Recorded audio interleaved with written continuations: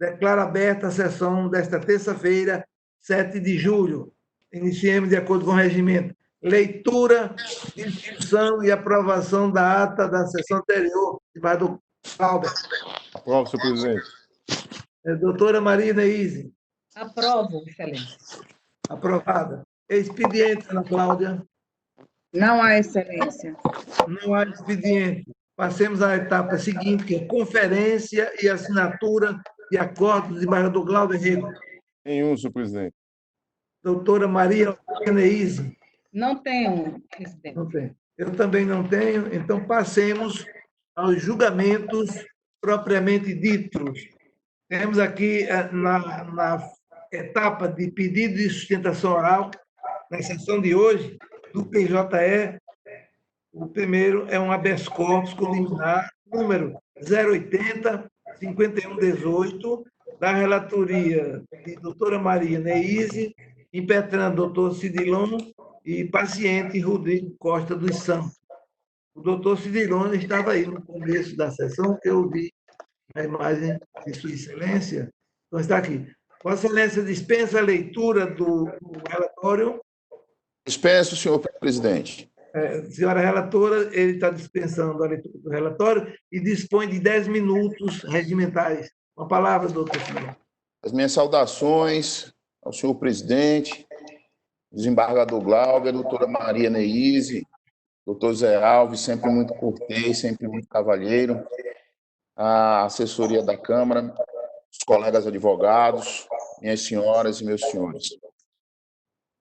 Este é um caso no qual a prisão preventiva foi decretada com base na representação da autoridade policial, que, quando da conclusão do inquérito, senhoras julgadoras, senhores julgadores, registrou basicamente o seguinte: que o paciente já havia sido investigado em uma operação que tinha acontecido no ano de 2015, na Operação Apocalipse, que a autoridade policial identificou uma conversa a partir do acesso aos dados de um outro investigado, na qual deduziu que o paciente estava tentando vender 100 gramas, sem dizer do que, 100 gramas de droga, sem dizer que droga era. E, a partir de então, não especifica a data em que, sequer a data em que essa suposta tentativa de venda teria acontecido, e, a partir de então, passa a utilizar como fundamento para requerer a prisão preventiva o fato deste advogado que vos fala ter requerido o reaprazamento do interrogatório policial que foi designado por aquela autoridade para o dia 31 de março, 1º de abril, aproximadamente. Percebam, excelências, naquela data, com o início da pandemia, este advogado acabava de chegar do sudeste do Brasil, uma viagem bem complexa em razão do fechamento dos aeroportos, de voltar de carro, inclusive, e, seguindo as próprias recomendações da Organização Mundial de Saúde, me pus em isolamento nos primeiros dias que cheguei e fiz este pedido de reaprazamento. O delegado me telefonou e disse: olha, doutor, eu tenho réus presos, tem que concluir logo esse inquérito, eu não vou reaprazar o interrogatório. Eu disse: bem, como o interrogatório é peça de defesa e a defesa pode dispensá-lo, nós dispensamos a realização. Até aí, tudo bem. O que não se esperava é que isso fosse argumento para se fazer uma representação para uma prisão preventiva. E foi justamente o que foi feito. Temos uma representação que faz referência a um outro processo, a uma outra investigação do ano de 2015. Depois temos a referência a uma suposta tentativa de venda de droga que nem se diz que droga é, que nem se diz em que data aconteceu, e toda a outra argumentação caminha na linha de um pedido de reaprasamento de interrogatório, Excelência. Esse é o teor da representação da prisão preventiva. E como decidiu o magistrado ao decretar a prisão preventiva no que tange a hora paciente? Diz o seguinte: no caso posto a exame, verifica-se que há provas da existência do crime investigado e indícios suficientes de autoria, tanto que recebida a denúncia nesta data. Contudo, só há elementos suficientes que justifiquem a prisão preventiva dos denunciados Alisson e Rodrigo, haja vista que ficou demonstrado que, desde pelo menos o ano de 2018, eles também vêm agindo em conluio com os demais denunciados na prática de crimes, sobretudo no tráfico de drogas, de modo que soltos representam risco efetivo à garantia da ordem pública. Nesse contexto, não se pode olvidar que a gravidade dos acontecimentos noticiados impõe pronta atuação do Estado, sendo aconselhável, por hora, decretar a custódia cautelar dos dois denunciados. Pois bem, a nova redação do artigo 312, parágrafo 2º, e artigo 315, parágrafo 1º do Código de Processo Penal, trazidas pelo pacote anticrime, são claras no sentido de que a fundamentação da decretação da prisão preventiva deve ter por base fato concreto, novo ou contemporâneo. Aqui se fez a utilização data máxima vênia de uma abstrata periculosidade em razão da natureza do crime investigado, que seria a associação para o tráfico, e a referência a fatos, a data que se faz é sempre a um processo anterior, nunca a este processo. Até porque a referência que se fez a este processo foi feita pela autoridade policial, que foi justamente o pedido de reaprazamento do interrogatório.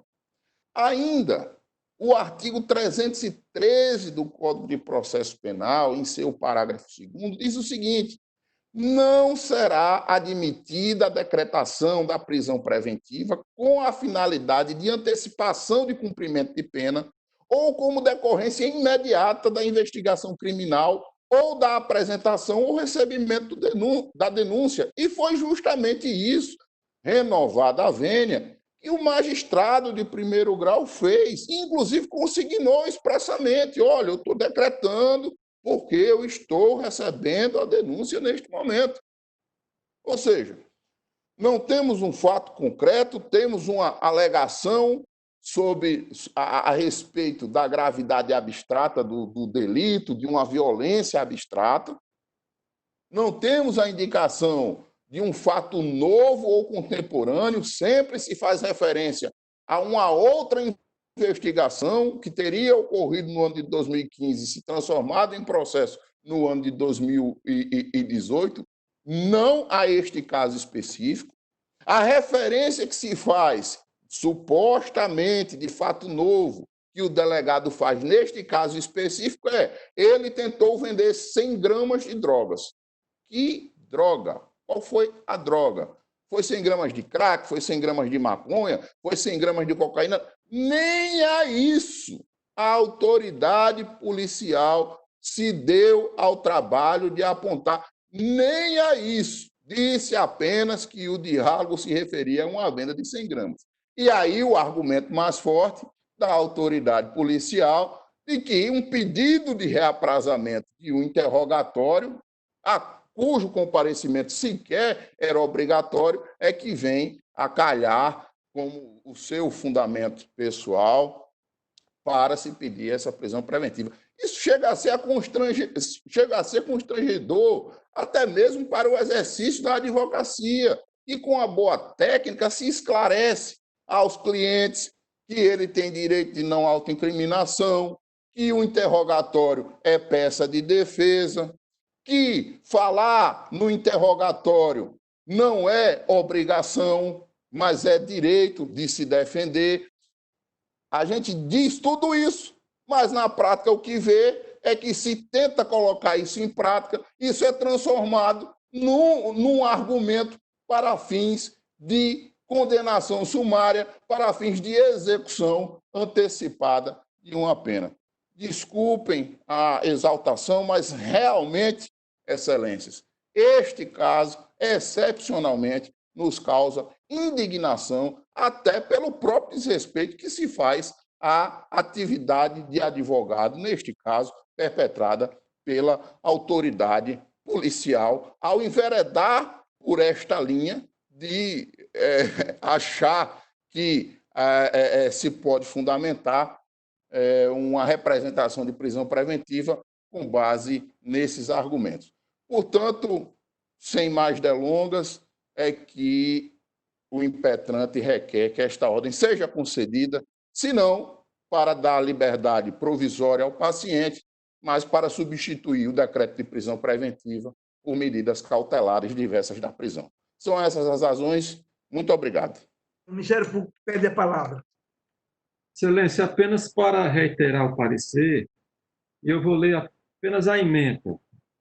Habeas corpus com pedido de medida liminar, suposta prática de crime de organização criminosa, prisão preventiva decretada na oportunidade do recebimento da denúncia, alegação de inexistência de fatos concretos, novos ou contemporâneos, que justifiquem a custódia, pedido de revogação e imposição de medidas cautelares diversas da prisão, impossibilidade, constrangimento ilegal não configurado, decisão devidamente fundamentada, presença dos requisitos autorizadores da custódia cautelar, circunstâncias que não recomendam a aplicação de medidas cautelares diversas da prisão, permanência do paciente em cárcere é medida que se impõe, parecer pela denegação do habeas corpus. É só isso, Celso. O parecer já foi previamente distribuído. Todos já votaram, mas eu indago da relatora se a gente quer manter o voto ou quer fazer alguma alteração. Eu vou manter o meu voto, Excelência. Certo. Apesar da brilhante defesa do advogado, mas eu mantenho o meu voto pela denegação do habeas corpus. Também já votou, mas ele pode, se o desejar, que ele não vote, o desembargador Glauber Rego. Presidente, eu quero só fazer um destaque, doutor Cidilon sempre presente na tribuna.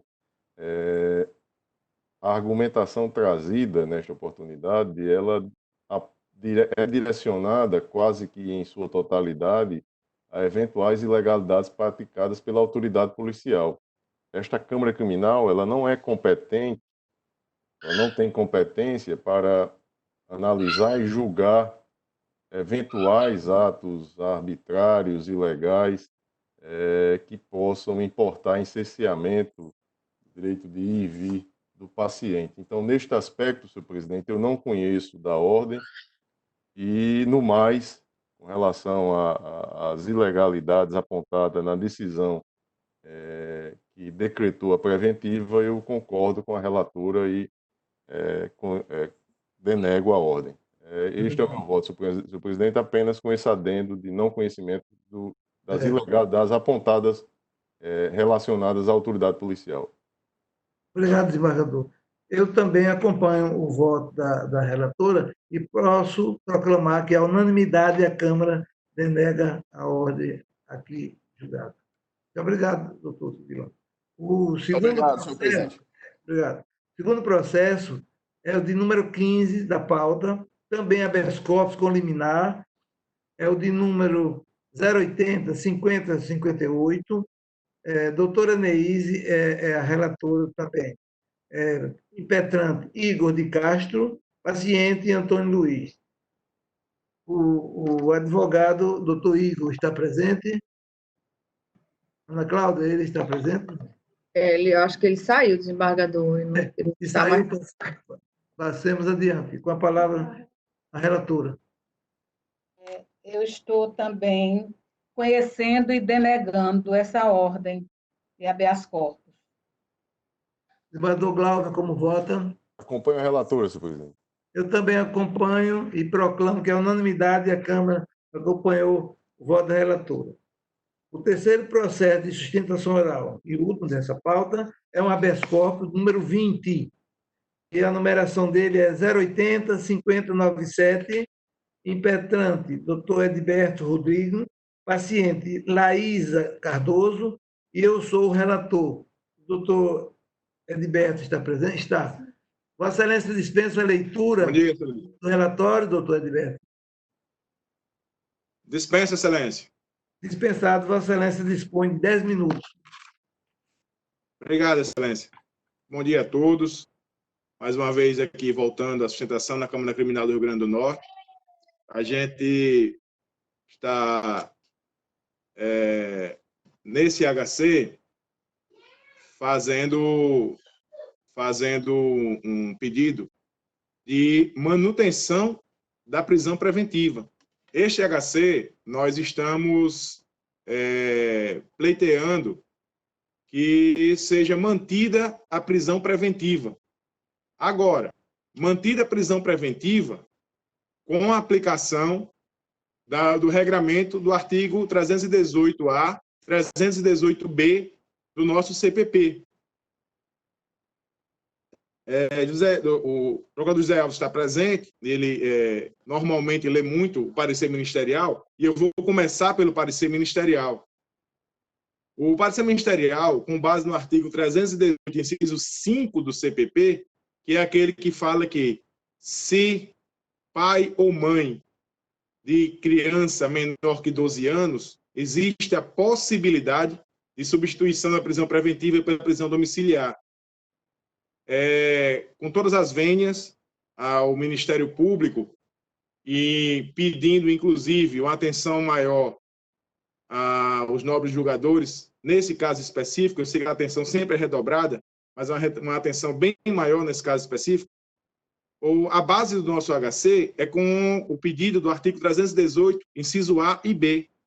O artigo 318, inciso A, Excelências, fala que a prisão preventiva deve ser substituída. O verbo diz o seguinte: a prisão preventiva imposta à mulher gestante ou que for mãe ou responsável, então são 3 variáveis, por crianças ou pessoas com deficiência, será substituída por prisão domiciliar, desde que não tenha cometido crime com violência ou grave ameaça à pessoa, não tenha cometido crime contra seu filho ou dependente. E o artigo 318-B do CPP diz que a substituição de que trata o artigo 318-A, aí vem o poderá ser efetuada sem prejuízo de aplicação concomitante das medidas alternativas. Então, de acordo com os entendimentos aplicados a partir do julgamento no STF, do HC 143641 de São Paulo, foi aplicado as regras de Bangkok com relação à primeira infância no Brasil. E com a implantação do artigo 318-A, desde que o crime não seja praticado com violência ou grave ameaça, desde que não seja praticado contra o seu descendente, a mulher, mãe de uma criança menor de 12 anos de idade, deve ter a prisão preventiva substituída por prisão domiciliar, podendo ser aplicado medidas cautelares, como o monitoramento eletrônico, que seria o caso, inclusive faz parte do pedido do nosso HC. Nós estamos pedindo, Excelências, que seja a prisão domiciliar aplicada, mantendo-se a prisão preventiva, mas em regime domiciliar, com a aplicação de tornozeleira eletrônica com raio zero. O que é que significa isso? Significa que a tornozeleira terá um raio que não permitirá a paciente sequer sair de casa, a não ser para tratamento médico. Então, esse é o nosso primeiro pedido, a aplicação literal do texto de lei. Ah, Excelência, mas existem as variáveis. As variáveis existem na aplicação do 318, inciso 5. Não existe variável na aplicação do 318-A. Não existe variável. Não é aquele caso que, não, a decisão do STF não se aplica de imediato, porque tem que se ver caso a caso. Não é a situação. Na inicial, Excelência, eu trago vários julgados do STJ do mês de junho de 2020. Não é de 2019, não é de 2018, não é de 2017. São vários julgados de junho de 2020 onde, em situações em que as pacientes respondiam, primeiro processo é o HC 528135, ministro Jorge Mussi, quinta turma, foi julgado em 5 de janeiro de 2020 esse. Tráfico de drogas e associação para o narcotráfico. E nesse caso foi aplicado, mesmo gravidade inconcreta da conduta criminada, coação ilegal não configurada pela gravidade inconcreta, substituição por prisão domiciliar, artigo 318, filhos menores de 12 anos de idade, atendimento à ordem judicial emanada do Supremo Tribunal Federal, no julgamento do habeas corpus coletivo 143641, circunstâncias do caso, necessidade de imposição concomitante com outras cautelares, alternativas do artigo 319, ordem concedida de ofício. O outro julgado aqui da sexta turma é do ministro Antônio Saldanha Palheiro, julgado também em janeiro de 2020. Tráfico de entorpecentes e associação para o tráfico, também com associação. Mãe de 2 crianças menores de 12 anos, delito sem violência ou grave ameaça, preservação da primeira infância, delito não cometido contra a descendência, ordem concedida, ratificando a liminar que foi concedida. Temos também o HC, o recurso HC 107186. Esse foi julgado em 30 de maio, onde fala tráfico de entorpecentes, associação para o tráfico, prisão preventiva, garantia da ordem pública, gravidade concreta, modus operandi, quantidade e variedade de droga apreendida, reiteração delitiva, mesmo com reiteração delitiva, excelências, concessão da prisão domiciliar. Temos também aqui o HC 113084, recurso em HC 113084, Pernambuco. Esse ministro Reinaldo Soares da Fonseca, julgado em 26 de maio de 2020. Mãe de filhos menores de 12 anos.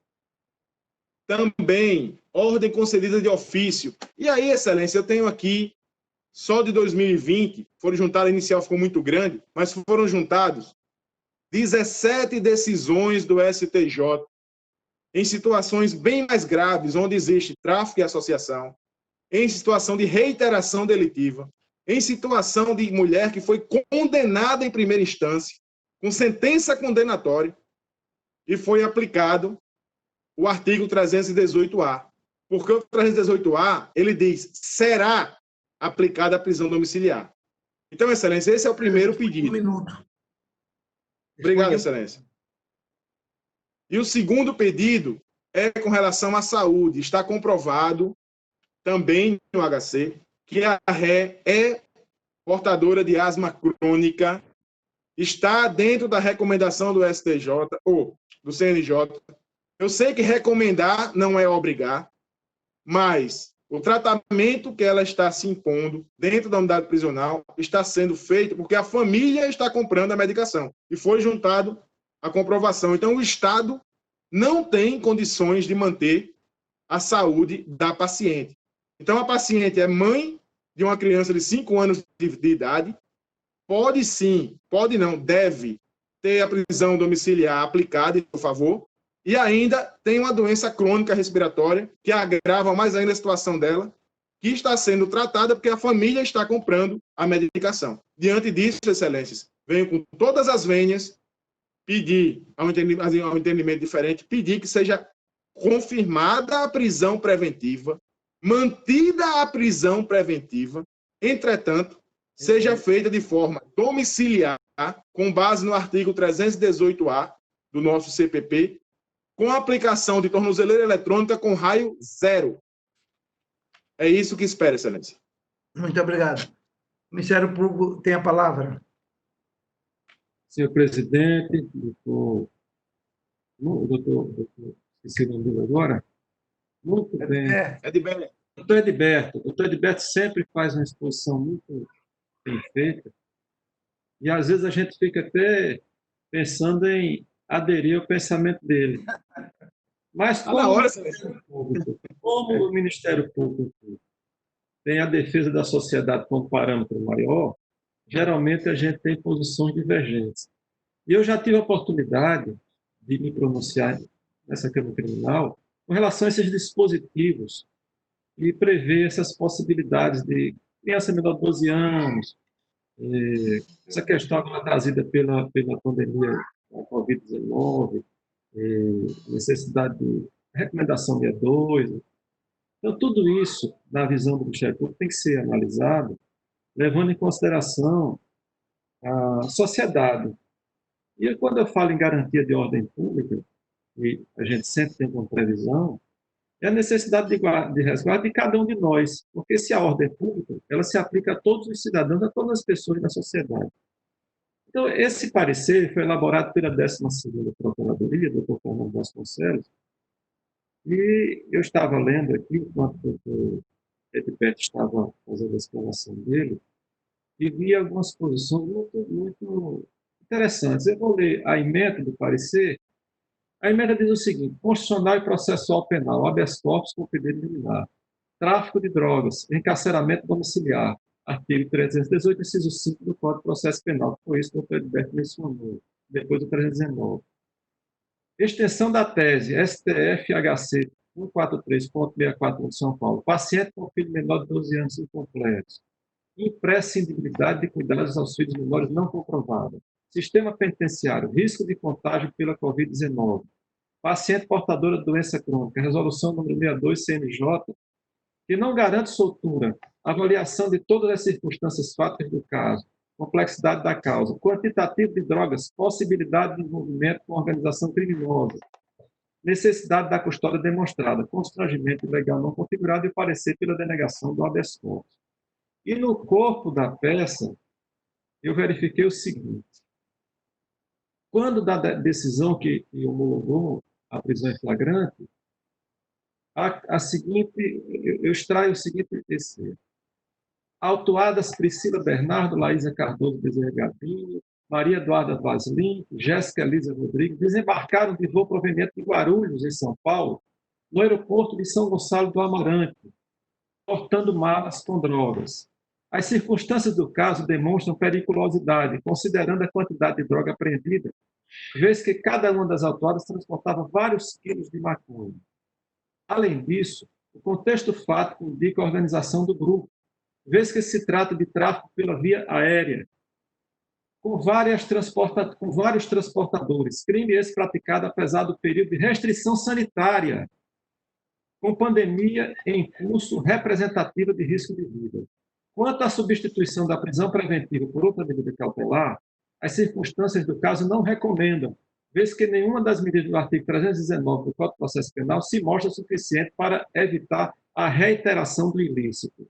Por fim, quanto à alegação de algumas autuadas no sentido de que têm filhos pequenos, verifica-se que não existe prova nos autos, além de que esse aspecto não impediu a viagem para fins de traficância. É mais uma razão de mostrar a questão da imprescindibilidade do cuidado com a criança. Bem, há uma série de outros argumentos com relação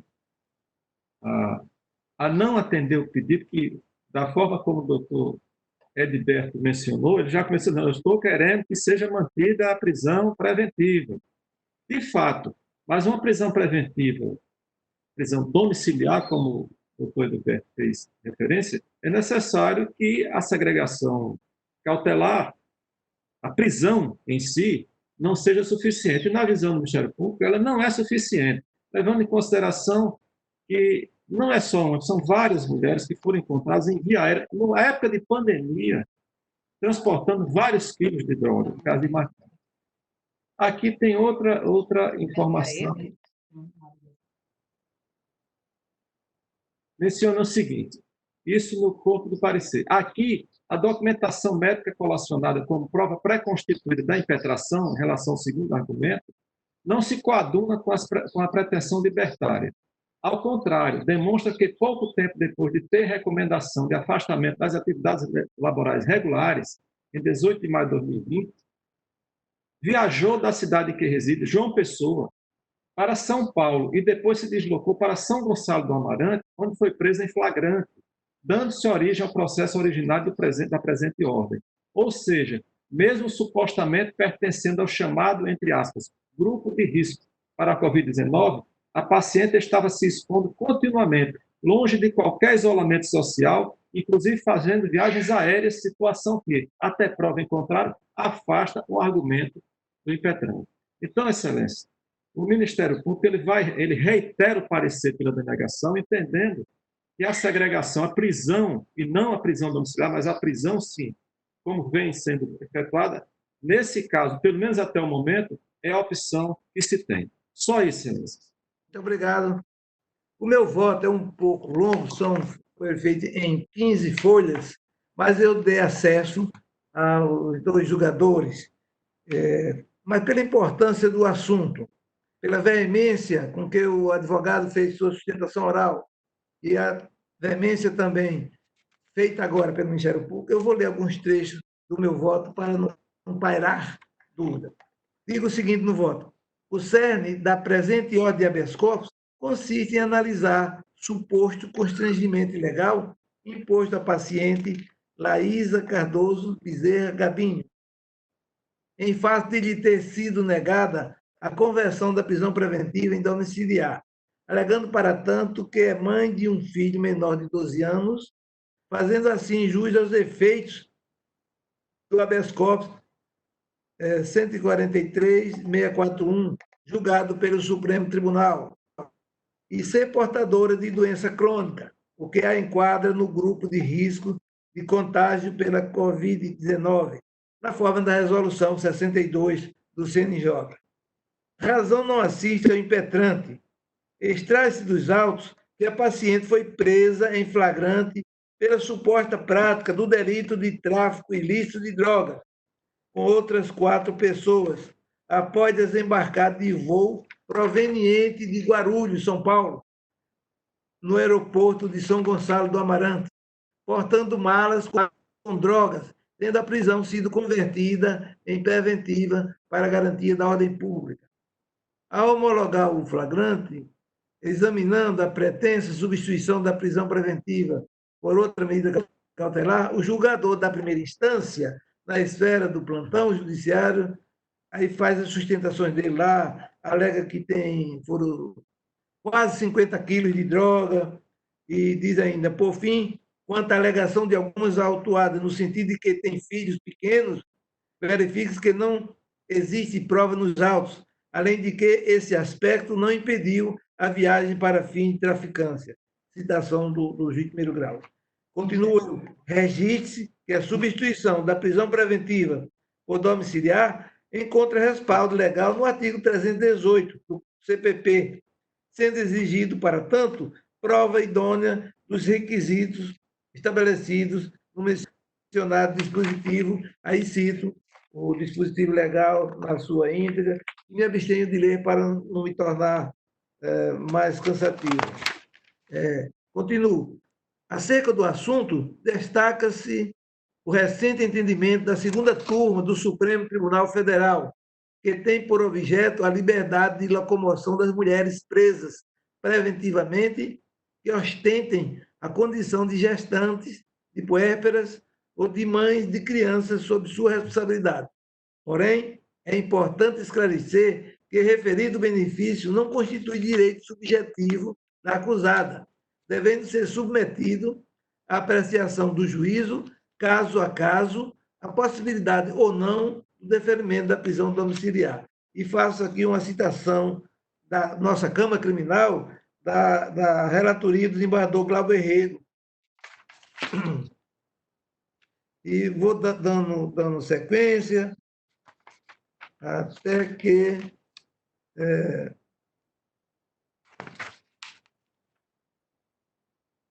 faço outras citações de tribunais diversos aí do país e digo, por fim, uma citação do ministro Neves Cordeiro, da sexta turma, julgado já esse ano, dia 8 de junho de 2020, e termino dizendo: desse modo, não se constata qualquer constrangimento ilegal a ser sanado na manutenção da prisão preventiva da paciente. Ante o exposto, em consonância com o parecer do 12º Procurador de Justiça, conheço e denego a ordem. É como voto. Meu voto, repito, foi integralmente disponibilizado aos dois julgadores e agora faço, como fiz a leitura, peço o voto da doutora Maria Neise. Eu li atentamente, ouvi e li atentamente o seu voto, o voto do relator, e não obstante a brilhante defesa do advogado, eu mantenho o meu voto acompanhando a relatoria. Desembargador Glauber Rego. Presidente, eu enxergo a excepcionalidade no caso concreto e bem destacada no voto de Vossa Excelência. Eu acompanho no sentido de denegar a ordem. Proclamo que, a unanimidade, a Câmara acompanha o voto do senhor relator. Terminamos agora as sustentações orais. Agora vamos à pauta anterior. Há um habeas corpus de número 080 39 78, da relatoria da doutora Maria Neise, do desembargador Glauber no vogal, e consta aqui o seguinte: vista do desembargador Gilson Barbosa, em 2 de julho deste ano, após o voto da relatora, conhecendo e denegando a ordem, e o voto contrário do desembargador Glauber Rego, concedendo a ordem, aplicando-se, em contrapartida, medidas cautelares constantes do artigo 319, a serem regulamentadas pelo juiz de primeiro grau, pediu vista dos autos o desembargador Gilson Barbosa.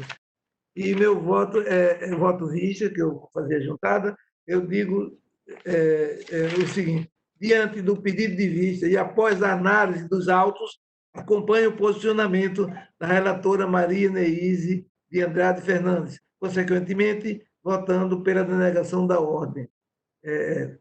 E proclamo agora que a Câmara, por maioria, denegou a ordem, vencido o desembargador Glauber Rego. Tem mais? Bem, do PJE, processos já julgados, o 14, o 20 e o 08.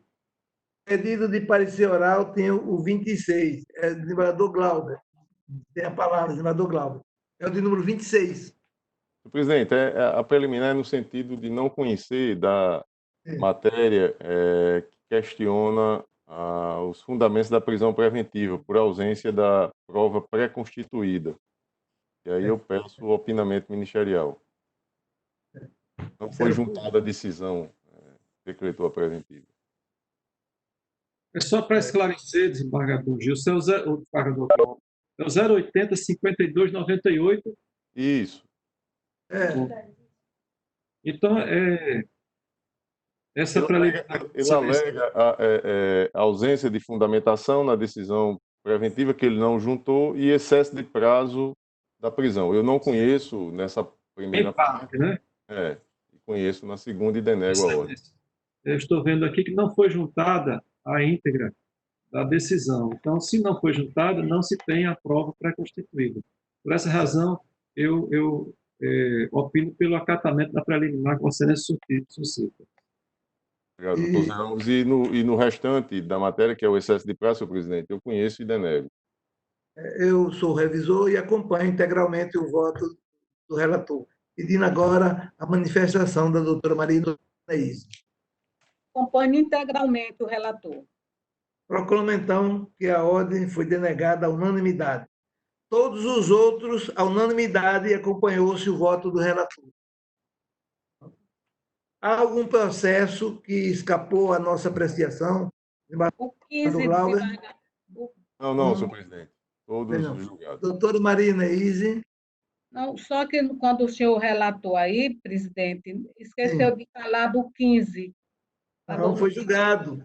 O 14, o 15, o 20, foi pedido sustentação oral e o advogado não compareceu. Exatamente. Obrigada. Tem mais algum que escapou? Não. Não. Bem, não tendo mais nada a acrescentar nem a revisar, agradeço a presença dos ilustres julgadores do Ministério Público e dos advogados que já manifestaram. Muito obrigado, tenham todos um bom dia e que Deus os proteja nesse dia a dia que nós estamos enfrentando aí.